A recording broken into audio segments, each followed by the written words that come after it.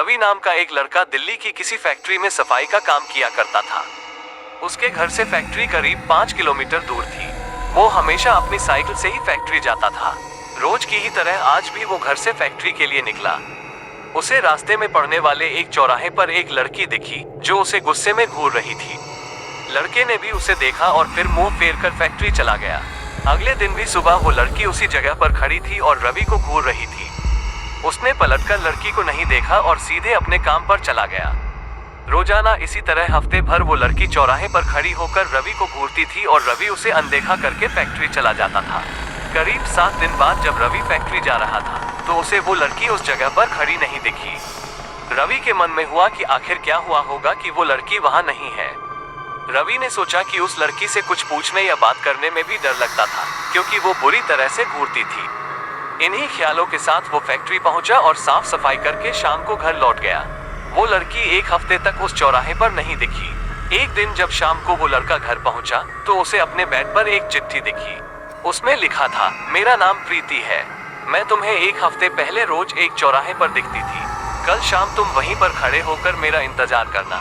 उस चिट्ठी में एक फोटो भी थी जो उसी चौराहे पर खड़ी लड़की से मिलती थी। लड़के के मन में हुआ कि आखिर इसे मेरे घर का पता कैसे मिला होगा और ये चिट्ठी मेरे बेड तक कैसे पहुंची। इसी सोच के साथ वो सो गया। अगले दिन उठकर जब काम में जाने लगा तो उसे चिट्ठी वाली बात याद आ गई। साइकिल से वो सुबह फैक्ट्री पहुंचा और दिन भर उसी लड़की के बारे में सोचता रहा। शाम को वो उस चौराहे पर पहुंचकर उस लड़की का इंतजार करने लगा।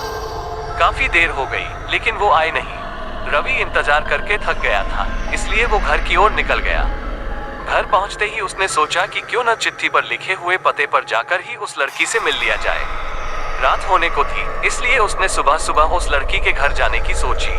सुबह होते ही जल्दी तैयार होकर रवि चिट्ठी पर लिखे पते पर पहुंच गया। वहां जाकर जब उसने घर की घंटी बजाई तो एक आदमी बाहर आया। उससे रवि ने कहा कि मुझे प्रीति से मिलना है। ये सुनते ही वो व्यक्ति चौंक गया। जवाब में उसने पूछा, क्या प्रीति से मिलना है? उसे मरे हुए तो 2 महीने हो गए हैं, तुम्हें अब उससे क्या काम याद आ गया? ये सुनते ही रवि के होश उड़ गए।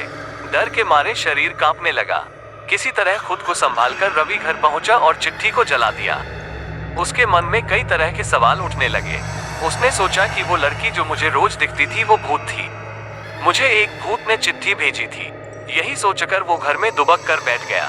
उस दिन से रवि न तो रास्ते में किसी को देखता था और न ही किसी अनजान इंसान के बारे में सोचता था। कहानी से सीख, किसी अनजान इंसान के बारे में सोचना नहीं चाहिए और बिना किसी व्यक्ति की सही जानकारी के उसके घर तो बिल्कुल नहीं जाना चाहिए।